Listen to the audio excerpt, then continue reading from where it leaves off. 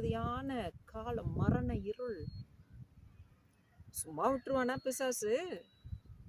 எல்லாருக்கும் போராட்டம் இருக்கு தானே செய்யும்.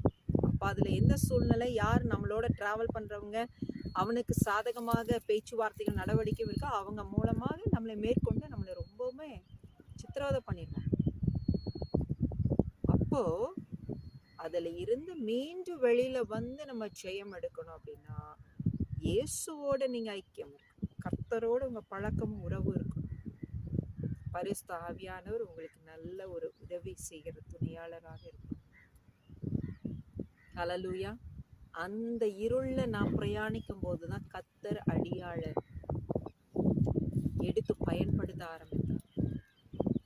அது வரைக்கும் தொழில் ஊழியங்களை பயன்படுத்தின விதம் வேறு.